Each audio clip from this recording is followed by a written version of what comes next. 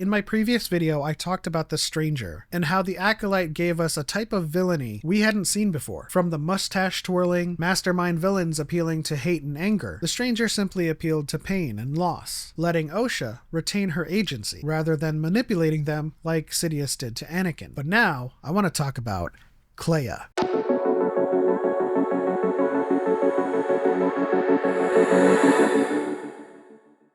My favorite character, and who I'm calling the true hero of Andor. Spoilers for Andor Season 1 and 2, obviously. Andor served as a staging ground for giving Star Wars fans a glimpse into the burgeoning rebellion. We saw movers, shakers, role players, and accelerationists, foundational and philosophical inspiration from Nemik. I mean, it's so confusing, isn't it? So much going wrong, so much to say, and all of it happening so quickly. The pace of repression outstrips our ability to understand it, and that is the real trick of the Imperial thought machine. It's easier to hide behind 40 atrocities than a single incident. A radical and damaged battle cry from Saw. With the rhino, kid! With the fuel! With the thing that explodes when there's too much friction in the air. Let it in, boy!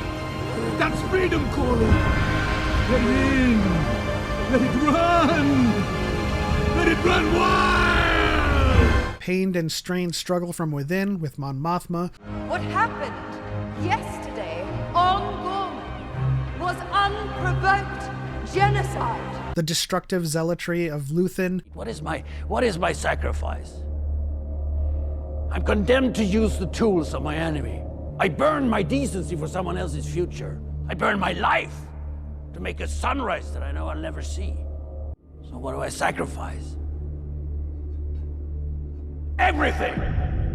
All the way to the reluctant heroism of Cassian Andor. Among all these cogs, wheels, hubs, and spokes, Kleya would be, to me at least, the true clarion call, a fundamental pillar and organizing principle of what would be the rebellion. Throughout the events of the show, she rarely has a large role in any mission, intercepting messages from Andor and other cells, handling the communications, as well as curating and caring for Luthen's antique shop. She was mechanically the butler, but we see in her past that she was a survivor and was molded to be the backbone of the cause. I lived most of my life without ever realizing that that was a possibility. You're afraid. I'm only afraid of what I'm doing to you. I know what I want. While Luthen had expressed his plans and designs to Kleya, she would be the one to get things done. 2 years of bits and pieces. You agreed to it.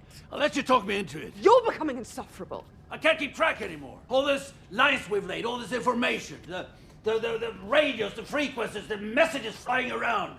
We're drowning. And you keep pretending it's all under control. Are you done?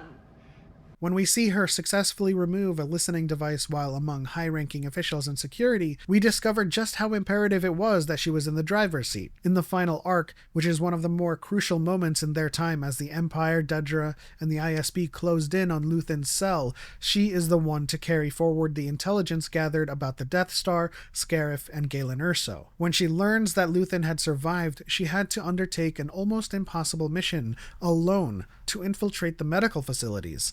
And when the time came, she did the deed, sealing the fate of Luthen and the information he possessed. On the run and avoiding discovery by all of Coruscant security, she successfully extracts with Cassian and K2SO. I know what they think of Luthen.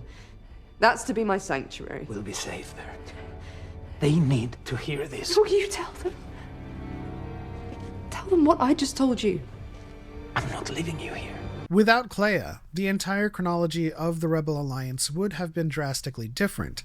We often talk about Rogue One and how that team was instrumental in recovering the plans to the Death Star, but thanks to Andor, we saw that that narrative would not have happened without Kleya successfully completing all of her missions. Yes, all of the movers and shakers in Andor had difficult missions to pull off, but I would argue Kleya had the most daunting and most pivotal missions to execute, all without support from a cell. After all, she was a part of the front with Luthen, so almost everything she did was in full view of the Imperial machine. Both Luthen and Kleya share the burden of being the face that obfuscates the shadow. While the other cells had support or operated in the fringes of Imperial dominion, Kleya faced the Empire on their own turf. Also, she spins and walks away like a boss. All this to say, I really love Kleya, and apart from the obvious choices, she stands out the most to me as a pivotal prime mover in the story of rebellion.